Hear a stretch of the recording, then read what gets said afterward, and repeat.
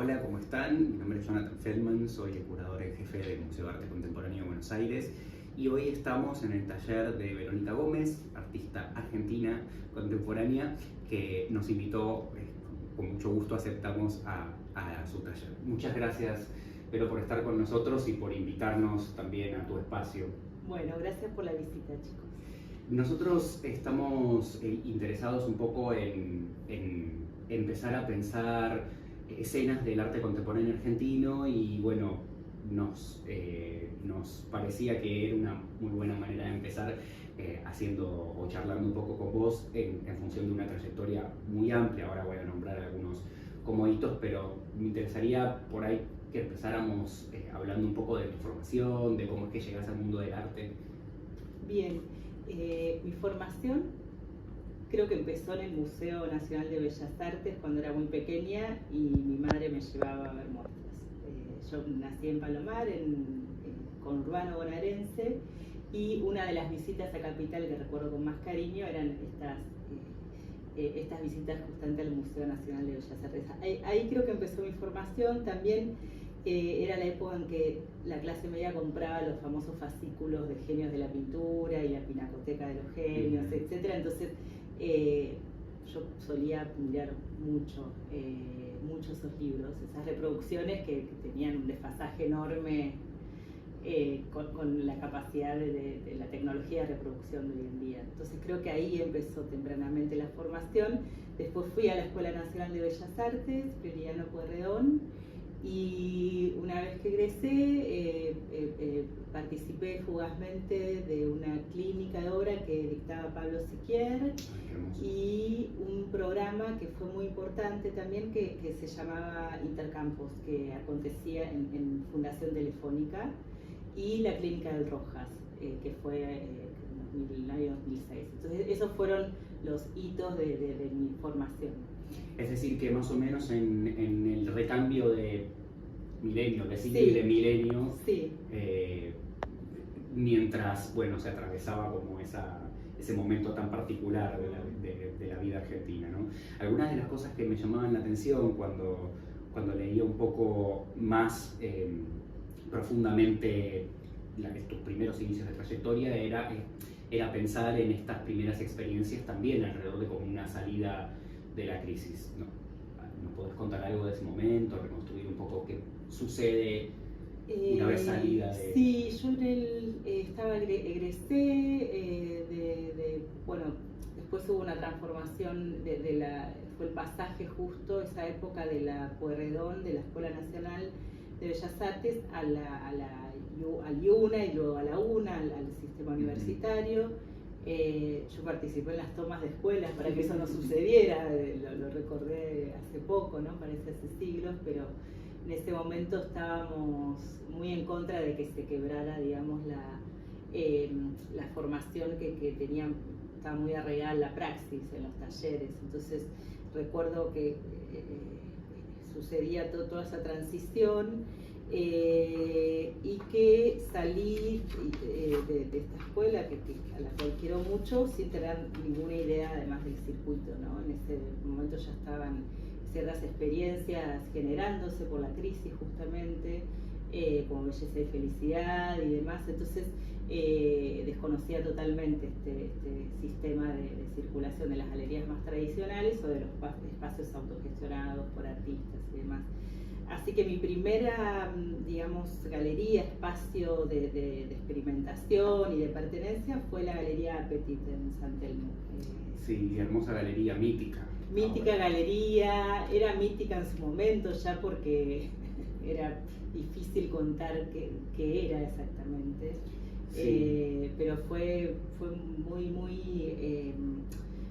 significativa, ¿no? Dejó huella en muchos artistas que además pensá que en esa galería estaban Martín Legón, Marcelo Galindo, Juli Iriart, Nicanor Arauz, Ariel Kuznir, bueno, toda gente que sigue produciendo y con mucho reconocimiento, así que fue un semillero, como se llama. Sí, ciertamente, aparte era un momento como muy particular, a donde, como decías antes, ¿no? Esa transición entre, bueno, la retracción de los espacios más más legitimados, por así decirlo, y la aparición de estas autogestiones implicaba también unos lazos muy afectivos, además, ¿no? Sí, eran unos lazos afectivos. La particularidad que tuvo Appetit, que no era un refugio necesariamente, en el sentido de nos juntamos y nos queremos y nos protegemos. No, o sea, era muy interesante porque tenía una ambición comercial y una avidez por la circulación y por plantarse en escena de una manera para nada, digamos, para nada, ¿cómo decir? No tenía que ver con... Daniela Luna era artista, o es artista, ahora volvió a Argentina hace poco, y tenía además una formación en administración y tenía una avidez porque eso funcionara comercialmente, y lo hizo funcionar comercialmente. Una cantidad de coleccionistas, no fue algo endogámico en ese sentido, sino que fue a cazar, salió a cazar. Y era una diferencia también con Belleza y Felicidad, por ejemplo, que tenía, en esa época las emparentaban mucho y se decía que Appetit era la secuela o sucedía, probablemente no hubiera existido sin Belleza, pero eran absolutamente diferentes sus objetivos. Y en ese caso, ¿cómo pensás que tu práctica puntualmente, bueno, no solo te dedicas mucho al dibujo, también a la pintura, pero cómo pensás que tu práctica se incorporaba dentro de ese plantel? Porque vos empezaste haciendo instalaciones, sí. Yo vengo del dibujo, de haber hecho dibujo, después empecé a hacer instalaciones. Appetit permitía, primero, bueno, de alguna manera daba cobijo a un montón de artistas bastante raros, como digo, éramos extraños y no hubiéramos tenido cobijo en otro espacio, por lo menos en esos momentos de nuestras producciones. Entonces, yo hice ahí una primera muestra que se llamó Laboratorios Baigorria y estudiaba el comportamiento del conejo doméstico. Era una ficción de un escenario con una apariencia pseudocientífica o de una ciencia, de una presciencia, ¿no? Una protociencia. Entonces me olvidé de la pregunta, ya me estoy yendo. No, ¿cómo es que tu producción o tu producción disciplinar, digamos, o no disciplinar, porque en realidad tenía que ver con... Bueno, lo que sucedía es que era un espacio para experimentar cosas que no tuvieran límites precisos. O sea, tenía esta beta de lo comercial donde se vendían objetos, pero también se podía vender una instalación de pronto. De hecho, yo vendí una instalación esa muestra se vendió, esa instalación, de una manera, bueno, precios irrisorios, imagínate, pero bueno, el destino de la instalación es bastante bastante triste a veces, porque van o las compra un museo o un coleccionismo que tiene espacio suficiente, o van al desguace, digamos, si te guardas las fotos. Entonces, bueno, la galería tenía una ambición hasta en ese sentido también, no de vender objetos para pared solamente, sino vendía una actitud también, básicamente. Es interesante eso, porque, bueno, ¿cómo es que llegas a la instalación como medio? Ahora voy a preguntarte. Sí, está buena la pregunta. Llegué porque cuando me fui de la casa de mis padres, el primer lugar a donde viví era la casa de mis abuelos paternos. Era una casa en Caseros, en provincia de Buenos Aires, que tenía 3 plantas. La planta baja era un local muy típico de también la inmigración que fue invirtiendo en ladrillos. Alcanzó el sueño de tener la casa propia. Venían, la pobreza básicamente de Galicia, y había un local en planta baja, y después había, era la casa que había sido de mis abuelos, ¿no? Y había en la tercera planta, en el segundo piso más bien, había un lavadero, que yo cuando me mudo a la casa de mis abuelos paternos encuentro una cantidad de objetos, o sea, era en parte una casa museo. Entonces yo empecé a habitar esta casa y a producir cambios, a coreografiar, digamos, mi hábitat, pero en combinación con esos objetos que pertenecían a un museo familiar. Entonces, enseguida apareció la situación de escenario, ¿no? De que de pronto mi hábitat era un escenario, era una ficción también, donde yo podía ordenar los objetos y las historias de determinadas maneras que producían una cuestión artística. Yo me enteraba recién que existían las instalaciones, y yo ya estaba viviendo en una. Entonces, empezó de esa manera, no empezó por una historia familiar, digamos, ¿no? Claro, una manera de habitar. Una manera de habitar. Inmediatamente se vio que, bueno, frente a esos objetos que eran de museo, había que realizar una cantidad de acciones. Esas acciones tenían que ver con ciertos métodos científicos de cómo se estudia un objeto, digamos, claro, desde la arqueología hasta... Recuerdo haber hecho un seminario muy hermoso que se daba en la Comisión de Energía Atómica, que era técnicas de estudio de bienes culturales.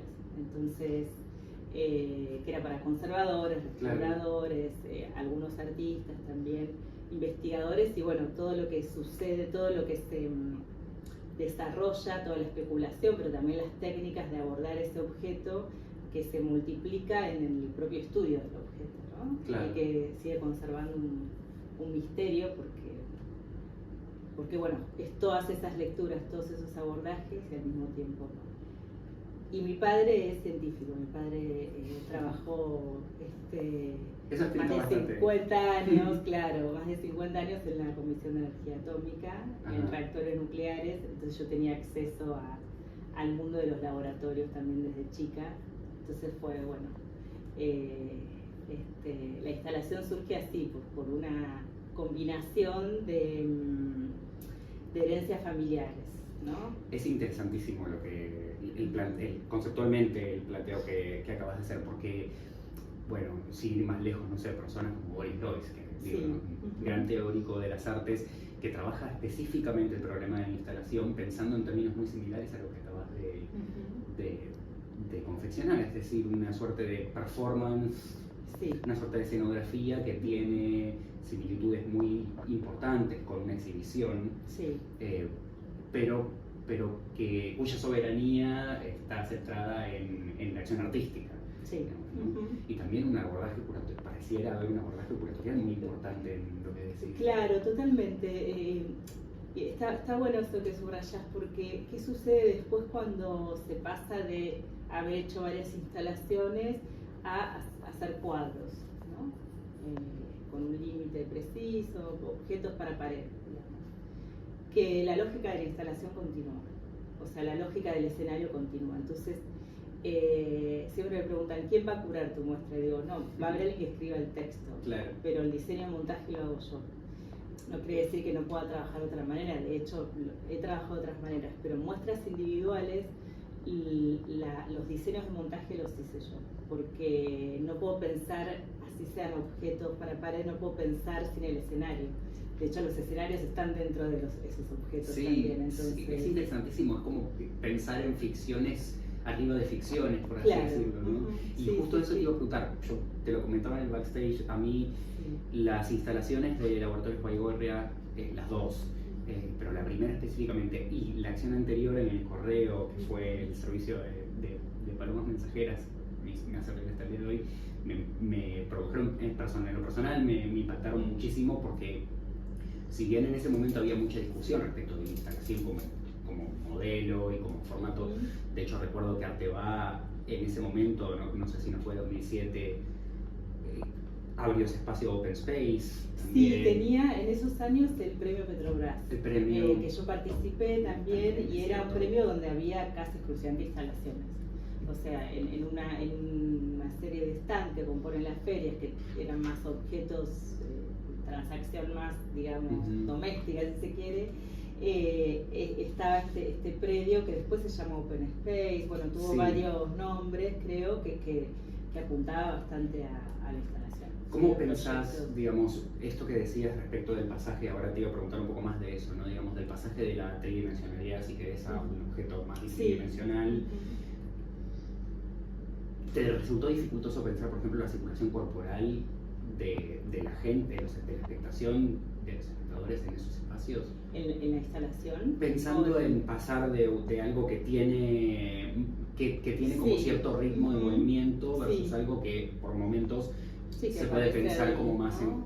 en contemplación. Fue todo un proceso. Creo que lo primero que hice después de dejar de hacer instalaciones fue dibujar, hacer cosas muy, muy pequeñas y muy livianas, en el sentido de que cuando haces instalaciones y cierto tipo de instalaciones que acarrean una cantidad de objetos, después te volvés una productora, ¿no? Como primero conseguir los objetos, un poco lo que hace el que hace un desarrollo escenográfico en un teatro, ¿no? Que tiene que recorrer mercados de pulgas, investigar un poco por plataformas de compra online y demás. Entonces, acarreas todo eso. Después, se cristaliza en una instalación, ya se desarma, entonces tenés un montón de objetos de los cuales ocuparte de nuevo. Entonces yo quería descansar de todo eso. Entonces el pasaje fue hacer dibujos, cosas, digamos, que fueran autónomas, que no dependieran de esa constelación que implica una instalación. Ahí me encontré con un viejo amor que era, volvemos al Museo de Bellas Artes. Yo me emocionaba con cuadros en la pared, cuadros quietitos ahí en la pared. Y yo podía, la idea del cuadro ventana, o sea, podía viajar, podía moverme. O sea, hay un movimiento que se produce, ¿no? Sin duda. Entonces, el pasaje fue, ya no había un escenario donde yo metía de alguna manera o le proponía indagar, recorrer a un espectador, pero existía la ventana. Sí, eso como existía para mirar, ¿no? Entonces, de alguna manera el viaje se produce porque existe esa perforación que hablábamos antes ahí con ese cuadro. Ya hay una perforación escénica de la bidimensionalidad donde surgen unos personajes y entonces el movimiento del espectador se produce de cualquier manera. A veces físicamente este desplazamiento y otras espiritualmente, podemos decir, ¿no? Hacia los espacios que habitó. Bueno, hay ciertos movimientos ahí que son más difíciles de trazar en el espacio, pero que están en la memoria, ¿no? Sí, incluso estaba pensando, hay algo que para mí conecta mucho, incluso las primeras obras mencionábamos, el laboratorio de Gorra con el conejo. También recuerdo Reino Pelícano. Sí. Que fue una galería. Sí, una galería que se llamaba exactamente Foster Catena. Sí. Y en esos casos, al igual que en algunas de las obras que se presentaron tanto en Fortabat hace creo que un año, como ahora en COT, hay una referencia animal muy importante. Que, recién contabas que tu papá trabajaba en la Comisión de Energía Atómica, pero ¿de dónde sale ese interés particularmente por ese tipo de vida? Porque hay algo muy recurrente, ¿no? Incluso en algunas como esta. Sí, los animales han estado siempre. A veces me concentré en uno, como vos citabas, Reino Pelícano. Después tuve una época que hacía retratos de mascotas, me acuerdo también, retratos de mascotas. Entonces no fue algo premeditado, no fue decir, voy a dedicarme, siempre van a aparecer animales. No, es algo que miro hacia atrás y sucedió y vuelven a emerger de distintas maneras, desde el conejo hasta todos los animales que aparecieron en la última muestra en Galería COT. La ligación con el animal tiene que ver con la fábula, creo. En la fábula el animal aparece como un portavoz de comportamientos humanos, ¿no? Entonces, siempre el animal que me interesa es el humanizado, es el de la fábula, es el que es portavoz de otras cosas, digamos. Por supuesto también me interesa la morfología, todas las texturas, digamos, y todas las superficies, las epidermis que trae el mundo animal es maravilloso, es un mundo para un artista plástico, es como una fiesta siempre, y que también esas superficies, esas apariencias están ligadas estrategias de supervivencia. Entonces creo que me interesan o aparecen desde esos dos lugares, desde lo que el ser humano les adjudica, digamos, sus identificaciones, sus proyecciones, y la cuestión morfológica ligada a las estrategias de supervivencia. También hay algo respecto de esa animalidad que, bueno, yo volví a leer recientemente el texto de Juan Cruz Pedroni para la muestra de COT, y él hacía referencia un poco a, bueno, obviamente las situaciones que nos atraviesan permanentemente a todos, como en este caso vos, pero en general los artistas pueden tomar en algunos momentos contextos y poéticamente trasladarlos a, por ejemplo, figuras animales. Sí. ¿No? ¿Qué hay de eso en estas últimas experiencias que tuviste? No sé, Fortabat. Sí.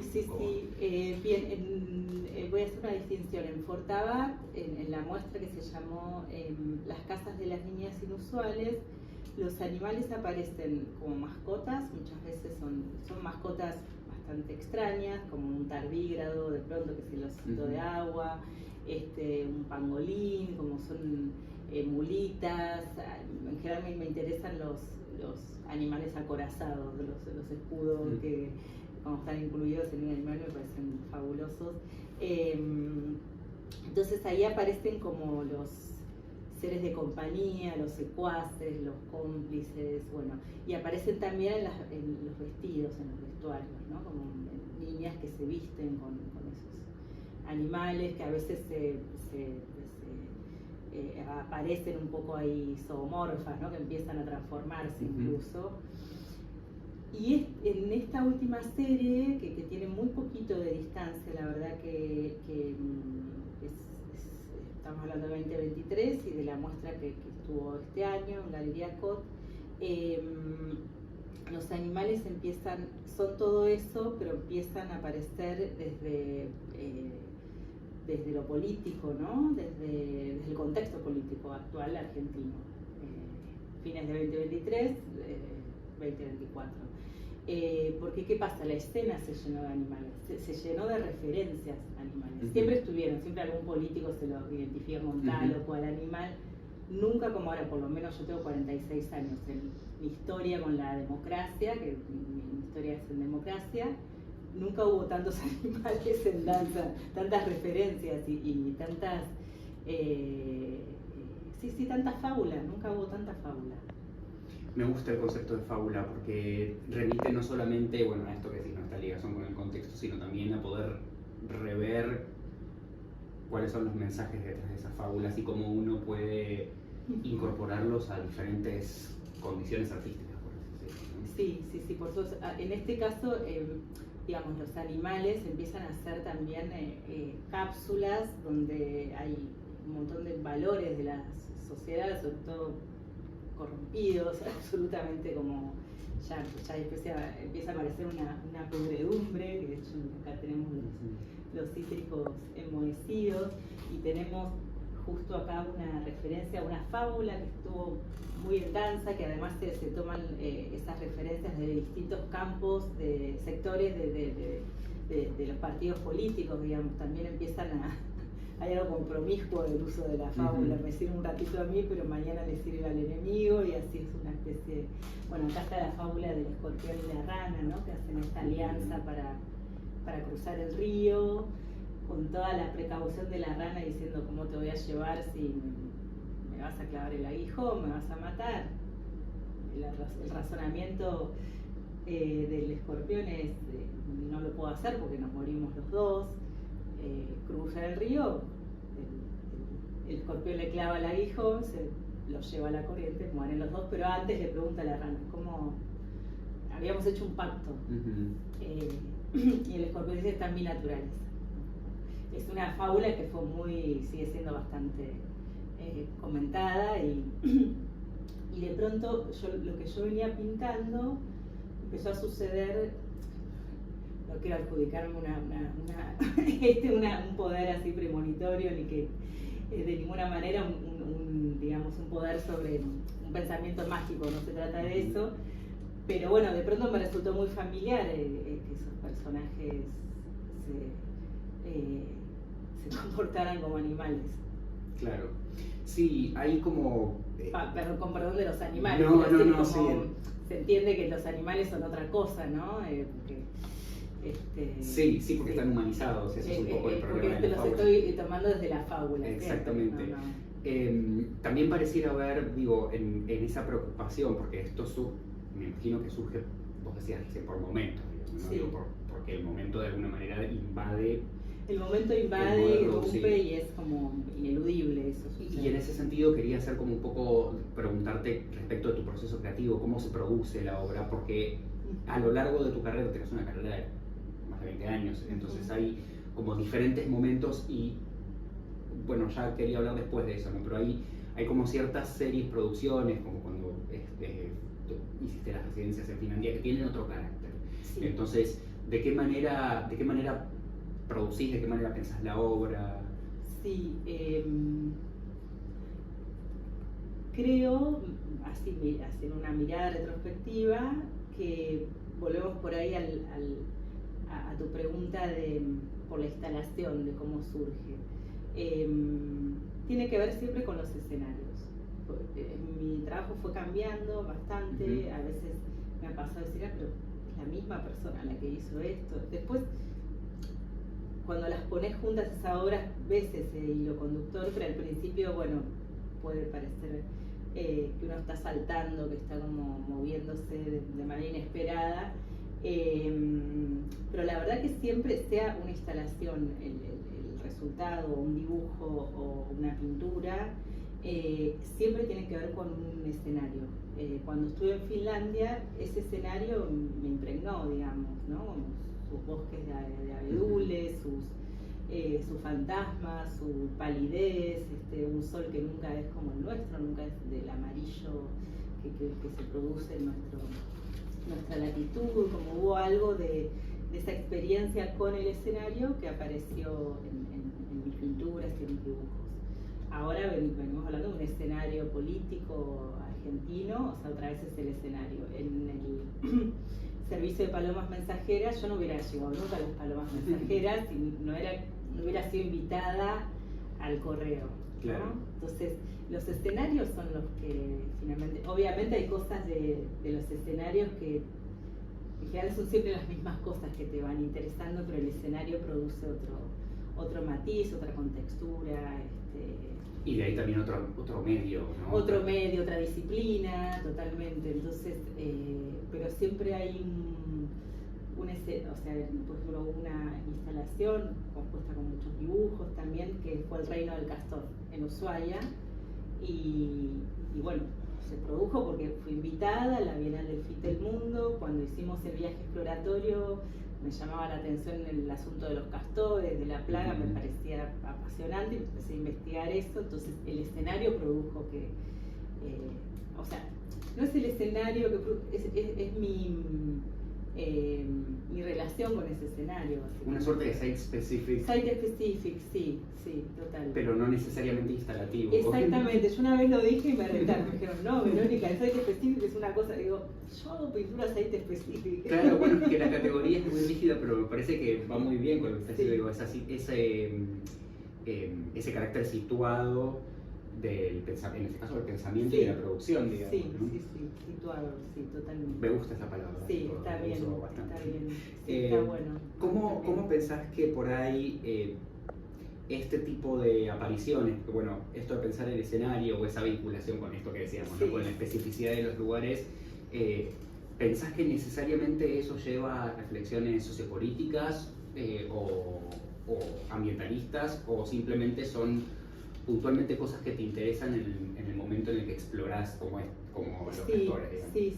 La experiencia es que yo, sin proponérmelo, no soy una artista que diga voy a hacer arte político. O sea, creo que todo arte es político, todo arte, toda cosa todo gesto que tenés con el mundo es político, más allá de que seas artista o no. Es una categoría que es imposible, digamos, extraer de cualquier cosa que hagamos. O sea, somos seres políticos.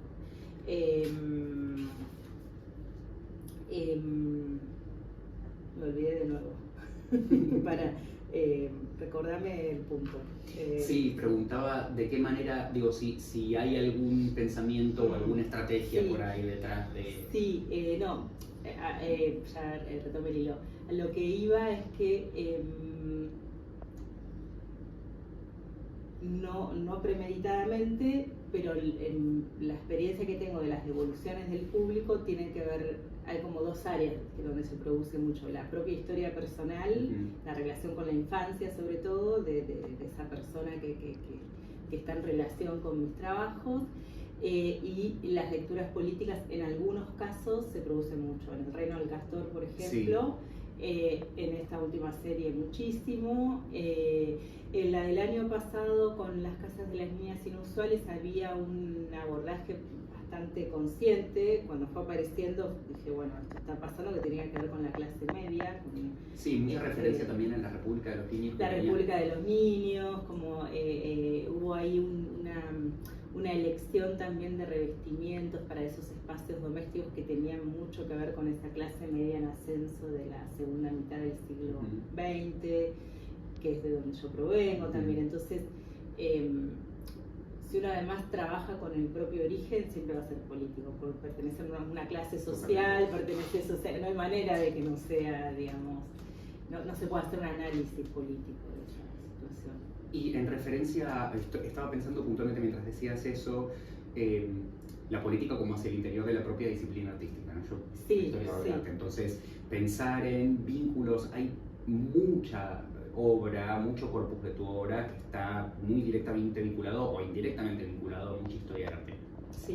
Ahí La Fuga de los Calvos me parece que es lo más evidente, digamos, ¿no? Sí. Para quien no sepa, fue una muestra en el Museo de Arte Moderno donde se utiliza la colección por parte de la colección del Moderno y se generan ficciones alrededor de esas obras, ¿verdad? Totalmente. En ese caso, ¿hubo obra además de la colección o solamente trabajaste? Solo trabajé con obra de la colección y lo que produje, digamos, en relación, lo que vos muy bien describiste, ¿no? Esa ficción en relación sobre todo con esta pieza central que tenía que ver con Aida Carballo. Fue una selección de obra gráfica, además, sobre todo grabados, cosas espectaculares. ¿Qué hay detrás de esa experiencia? Porque la referencia a la historia del arte es evidente, no solo por el uso de la colección y por Aida Carballo, sino por la manera en la cual se trabajó la obra gráfica. Sí. ¿Cuál era la propuesta o la invitación y cuál fue la idea? Primero, me parece que acceder a la bodega de un museo es un sueño cumplido siempre. Como hay algo de todo lo que el museo, siempre de la punta de iceberg, ¿no? Que lo expuesto es una punta de iceberg de todo el acervo, ¿no? Entonces, acceder a eso me parece ya como un sueño, o sea, personal, una curiosidad personal, ¿no? Y uno accede en ese acervo a posibles genealogías, ¿no? Para la obra. Entonces, siempre digo que, bueno, uno viene de una familia, pero entras al arte y te dedicas a construir otra familia, no solo por lo afectivo, sino por las genealogías que vas construyendo, que te acompañan en el momento de pintar a solas en tu taller, ¿no? Entonces, por un lado es esa curiosidad saciada de, bueno, ver qué hay y qué puedo sacar a la luz, un poco de un ejercicio de poder poético también, ¿no? Decir, bueno, esto está acá, y sobre todo el arte gráfico, que es un arte en general menor en relación a la pintura siempre, considerado menor, siempre es como que, ¿viste? Como que no tiene los colores, no tiene el mismo precio, entonces me interesaba sacar eso por un gusto personal y también porque digo, esto no se muestra nunca, saquémoslo. Después empezó a haber toda una revisión sobre Aida Carballo, Mildred Barton, porque también hubo obra de Mildred Barton en esa muestra, Mariette Lidis, bueno, una serie de artistas mujeres sobre todo que empezaron a revisarse. Pero en ese momento fue como señalar, che, bueno, me invitan, yo vengo con todos estos que están acá, que estaban dormidos acá, como una especie de despertar a los muertos. Como una otra suerte de site specific, pero a mí me resultó muy interesante esa experiencia porque, bueno, la utilización del acervo para empezar, pero porque la actualización del acervo con una mirada más contemporánea también permite que las colecciones cobren otras vidas. Sí, sí, totalmente. Es una época donde se ha hecho mucho en relación a artistas contemporáneos y las colecciones. Es algo que casi todas las instituciones hacen o están haciendo y me parece interesante. Sobre todo en un país donde nos cuesta mucho generar esas continuidades, ¿no? Donde las visiones, digamos, los planes de gobierno son cortoplacistas y las administraciones se ocupan de borrar lo que hizo el anterior. Entonces, en un país de genealogías muy maltratadas, muy fragmentadas, que de alguna manera los artistas tenemos esta tendencia a reparar simbólicamente, ¿no? Entonces hay algo ahí que ha sucedido mucho. Con Bello Jueves, que organiza Santiago Villanueva, bueno, hubo y sigue habiendo mucho de esa restauración de genealogías, que por supuesto es muy fantasiosa y la historia del arte hace su trabajo en construir esas genealogías y los artistas vamos como haciéndolo más caprichosamente, por supuesto, ¿no? Pensando un poco en esto, porque claramente, bueno, hablar de genealogías también implica pensar narrativas y pensar cómo se desarrollan esas narrativas históricas, ¿no? Y esto de recuperar, por ejemplo, ¿no? Mujeres que estaban dejadas de lado en ciertos relatos, restituye también a nivel educativo, me parece, ¿no? También ciertos momentos y ciertos pliegues de la historia. ¿A vos te parece que pensando en esta función, cómo pensás que por ejemplo, tu experiencia en docencia tiene que ver o se vincula con este tipo de experiencias, o si se pueden vincular con este tipo de experiencias de construcción de género? Están vinculadas, o sea, están muy vinculadas, es inevitable que suceda así. También en los grupos que coordino trabajamos las genealogías, hacemos nuestros mapas de obra. Yo suelo traer referencias cuando viene un artista, decir, bueno, mirá tal, en general son en un campo local. O sea, yo soy un artista local, básicamente. No quiere decir que no pueda ir por el mundo, ¿no? Pero hay algo que me interesa ahí, que es una posición política también, ¿no? Entonces trabajamos en los grupos las genealogías, sí las trabajamos. Así que está totalmente ligada a esta intención, como yo les digo, sepan quiénes son sus parientes y quienes también estuvieron antes haciendo algo. Y también les pido o los estimulo para que estudien los modelos de artistas, de qué vivieron esos artistas. Claro. Como los esquemas económicos. Eso es muy importante, iba a pensar un poco. Falta un montón en eso, no hablamos de plata, no hablamos de qué viven los artistas todavía. Sí. Cada vez más se habla, pero todavía falta un montón. Sí, es cierto, es muy poca la cantidad de artistas que pueden efectivamente vivir exclusivamente de sus obras. El mercado, al menos en Argentina, es pequeño. Sí. Te iba a preguntar un poco, ¿cómo ves el campo? A ver, las cosas siempre son por comparación, y es pequeño en relación a la cantidad de artistas que hay produciendo obra. Es muchísimos artistas. Se multiplicaron los espacios para exponer esa obra, cosa que está buenísimo que suceda así. Igual los espacios en relación a todos los artistas que están produciendo se va produciendo como el embudo, ¿no? Entonces tenés una cantidad gigantesca de artistas produciendo y muy buenas obras, hay muy buena calidad en Argentina. Después espacios que se multiplicaron pero que no alcanzan a captar, digamos, a albergar toda esa producción, y después un mercado que es ahí como que muchísimo más chico. Entonces sí, son muy pocos los que viven de vender su obra, y además es temporario siempre, o casi siempre, ¿no? Entonces ahí surge la pregunta, bueno, ¿cómo se sostienen esas producciones? La primera pregunta es por qué seguir trayendo objetos a un mundo que no te los pide, porque económicamente no te los pide. Pero bueno, eso ya es una cuestión existencial. Y después, bueno, cómo han vivido otros artistas. O sea, Antonio Berni, bueno, pintaba retratos por encargo, le hacía en paralelo los monstruos que no se los vendía a nadie en ese momento, pero que le daban un prestigio, le permitían avanzar en el valor simbólico de su obra, ¿no? Entonces, yo los estimulo a que disipen las fantasías.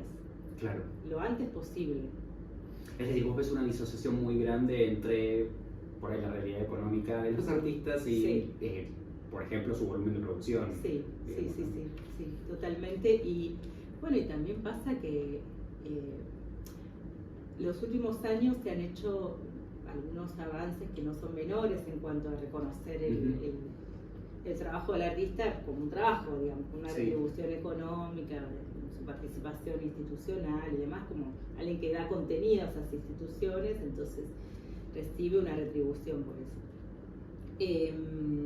Pero hay un montón para hacer al respecto, y también creo que yo soy muy crítica de la comunidad a la que pertenezco y de los artistas. Creo que somos muy infantiles, que estamos muy preparados, muy listos para el reclamo, pero después cuando te dicen hacer la factura, decís, no somos tributistas, aunque sea cuando somos, o sea, hay algo ahí, viste, que falla, que no manejan un Excel. Por ahí es la educación financiera la que no por está, ahí están vividos de sus padres. Bueno. Perdón que lo diga así, por ahí es que hay artistas de más de 40 años que dicen, ¿cómo llegaron hasta acá? ¿Cómo sobrevivieron? Yo lo digo porque he trabajado como curadora, soy docente, soy artista, digo, hay una cosa para revisar profundamente, de artistas de bastante carrera incluso, que decís, che, pero, o sea, un poco de visión de contexto, de en qué país estamos trayendo estos objetos, de cómo se ponen los precios, o sea, bueno, hay mucho todavía. O sea, que identificas al menos problemas, no solo en el circuito económico, sino en la escena en general. Problemas, sí, problemas. No te quiero poner en un problema, no yo digo todo, después lo editan. ¿Qué reflexión te amerita la escena actual de las artes? Sí, es que algunas. Sí, hay muchas. A mí me da una gran alegría ver, este año hubo muestras espectaculares, yo no llegué a ver todas. Estoy hablando de Buenos Aires, digamos, que es el contexto donde me muevo, ¿no? No puedo dar un diagnóstico apenas de Buenos Aires y mucho menos del país, pero bueno, sé que acá hay una cantidad de espacios que surgen y que también algunos que se siguen sosteniendo con mucho esfuerzo, y hay una gran, ya sé que esto es un lugar común que siempre se dice de los argentinos, que tenemos una capacidad de sobreponernos también y de crear en contextos de mucha precariedad, y bueno, durante la pandemia fue así, lo que va de este gobierno es así, o si sigue habiendo como mucha producción, y obras de muy alta calidad. Después la curaduría se fortaleció también, lo que hace que la intermediación con las instituciones y demás sea más fluida. Eso me parece que está bueno. El agente el curador se fue fortaleciendo, ¿no? Como que ahí yo veo algo entre los artistas, de lo cual soy muy crítica, que tenés artistas que todavía no han hecho una muestra y ya no la pueden hacer si no tienen curador. Pero no tenés la plata para pagarle, y es un trabajo, tienen que cobrar. Entonces, o por ahí asignan todo su presupuesto al curador y no a su producción. Digo, hacete las primeras muestras vos, llama a un amigo. Como hay algo que empezó a pasar entre los artistas con ese crecimiento del curador, que se volvieron muy timoratos en ese sentido. Como las primeras veces tenés que salir, tenés que ir a hacerte espacio. O sea, como hay algo que en la inclusión de ese agente fue como volviendo a los artistas, sí, mucho más temerosos, mucho más aplicados también, en el sentido de que, bueno, hay unas confusiones ahí rarísimas, como la fantasía de que te vengan a buscar y al mismo tiempo ser consciente de que hay un montón de competencia porque mandan a convocatorias y no quedan, pero al mismo tiempo tienen la fantasía. Es una cosa rarísima de psicología, así de que sucede, y no sé. Es una de las cosas que veo, pero en cuanto a la producción, estoy orgullosa de pertenecer a la comunidad de artistas argentinos, o sea, me parece espectacular lo que hacen. Hay artistas tremendo, sí. En otros países también, pero bueno. Sí, pero la verdad que es increíble. una fiesta, sí. Pensando un poco en esto que hablábamos, vos, que mencionabas recién respecto de esos caminos, ¿no? Sí. O esa necesidad de acudir a una palabra como la curatorial, o incluso de circular, de hacer carrera circulando en Sí. Talleres de formación, residencias. Puedo dejar de mencionar que hace 2 años te otorgaron el Gran Premio de Adquisición en el Fondo Nacional de las Sí. Artes. También ganaste otros premios diversos en el CCK, Premio CLEM, también en el Salón Nacional de Rosario. Es decir, ¿hay algo respecto de eso que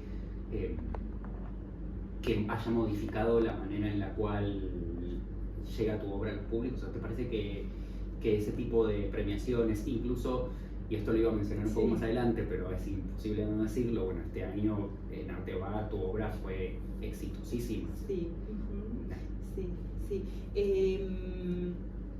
Con respecto a los premios, lo que subrayo es que mi obra quedó en el acervo del patrimonio. Y eso, bueno, volvemos a lo que te contaba antes, ¿no? La felicidad de poder acceder a lo que está debajo de lo que está sumergido de ese iceberg en los acervos de los museos.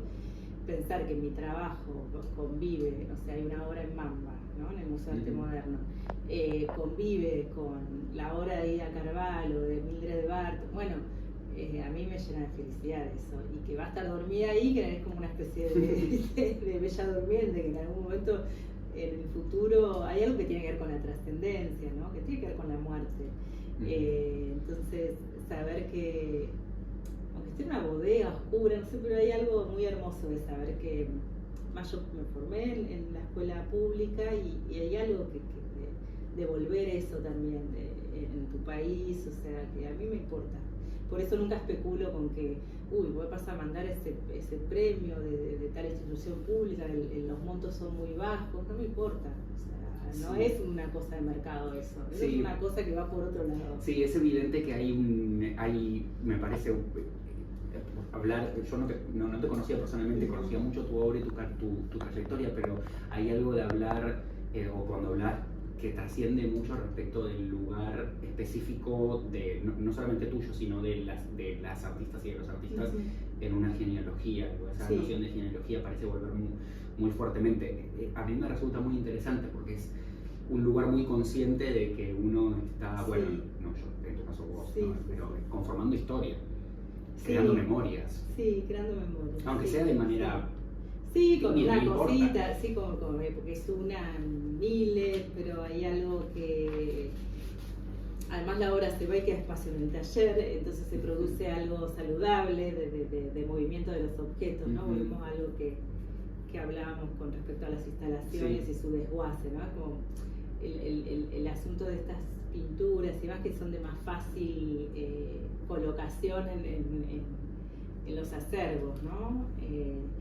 Entonces, lo de los premios que me preguntabas tiene, bueno, un reconocimiento, por supuesto que es muy lindo, pero la posibilidad de que al ser adquisición entren en un acervo. Y me ha pasado que han vuelto a exhibirse en otros contextos, o que, por ejemplo, para la muestra de Fortabat del año pasado, de las casas de las etnias inusuales, pidió Fortabat en préstamo la que había ganado en el Fondo Nacional de las Artes del año anterior. Bueno. Entonces, hay algo que me encanta que se produce entre las instituciones. Sí. Es algo colaborativo, ¿entendés? Que para mí es muy virtuoso.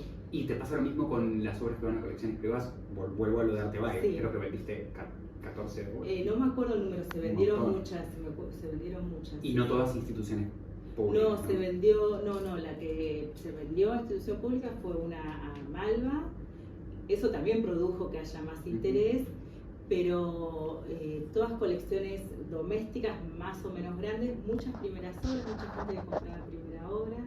Eso fue muy hermoso. Yo hablé con todos los que compraron. Bueno.